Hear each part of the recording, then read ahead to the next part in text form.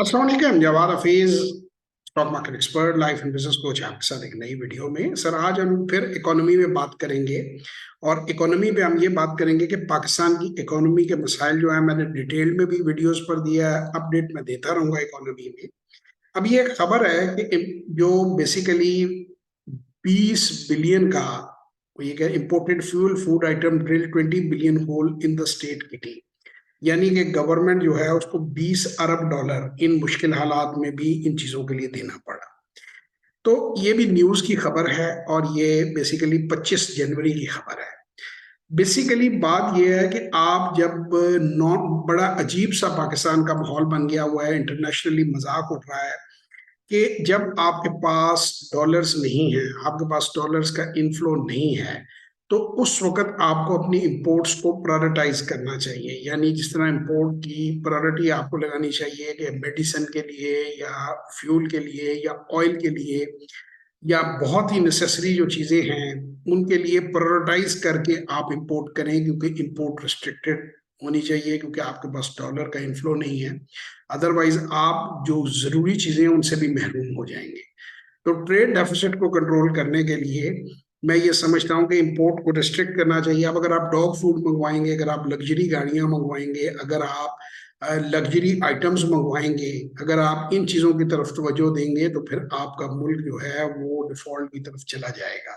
तो गवर्नमेंट कोई भी हो ने बड़े सख्त स्ट्रिक्ट मेजर्स लेने चाहिए और इसमें कोई लिहाज नहीं रखना चाहिए। यहाँ पे बाकी मामलात में तो हर तरह कानून हरकत में आ जाता है।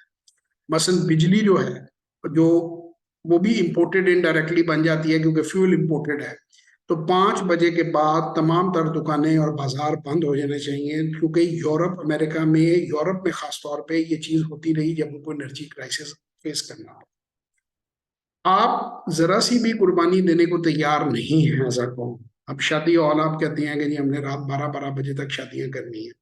अभी पिछले दिनों में एक अजीज की शादी में गया, अल्लाह ताला उन्हें और दे। मेरा ख्याल है कि वो 2 4 5 हज़ार रुपया पर हेड का खाना होगा, जिस तरह का खाना था। और वहाँ पे हर किस्म का एक फार्म हाउस था और उस पे हर चीज की वॉयलेशन थी। और वो 12 बजे तक शादी जो है मेरा ख्याल है चलती रही होगी। और उसके बाद भी मैं तो खैर निकल आया पहले, मजबूरी थी, वरना मैं तो शादियों में अवॉइड करता हूँ। और वहाँ पे 600-700 गेस्ट जो है उन्होंने इकट्ठा किया हुआ था।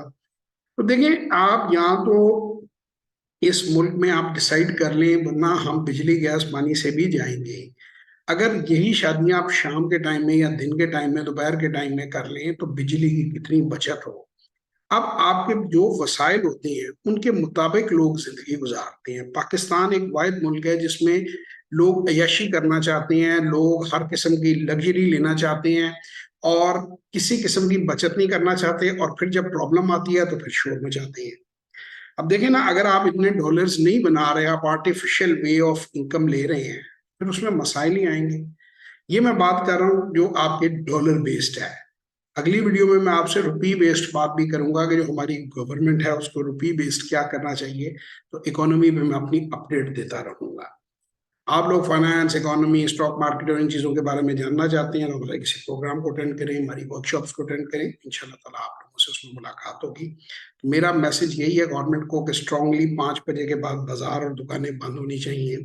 गैर जरूरी शादी हॉल में दोपहर को भी शादी हो सकती है, रात को रिस्ट्रिक्शन लगनी चाहिए। अब इस पर लोग शोर मचाएंगे, अदरवाइज फिर आप बिजली से महरूम हो जाएंगे, पेट्रोल से महरूम हो जाएंगे। अगर डिफॉल्ट कंट्री कर जाती है तो दवाइयाँ नहीं मिलेंगी, दवाइयों की शॉर्टेज हो जाएगी, पेट्रोल की शॉर्टेज हो जाएगी, आप ट्रांसपोर्ट कैसे करेंगे, आपको बिजली की शॉर्टेज हो जाएगी, बिजली 8-8 10-10 घंटे गायब रहेगी।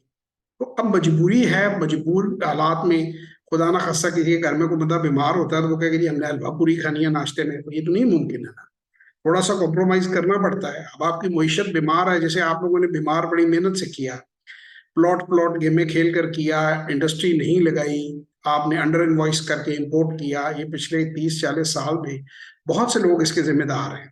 और जो बहुत से लोग ये समझ रहे हैं कि जी इलेक्शन से कोई हल निकल आएगा, तो इलेक्शन से मैं नहीं देखता कि कोई हल निकलेगा जब तक कि ये फाइनेंशियल डिसिप्लिन मेंटेन नहीं करेंगे, जो डैमेज है उन होल्स को बंद नहीं करेंगे और प्लग करके इकोनॉमी को मरम्मत नहीं करेंगे, तब तक मैं नहीं देखता कि कोई चीज जो है वो आती नजर आ रही है।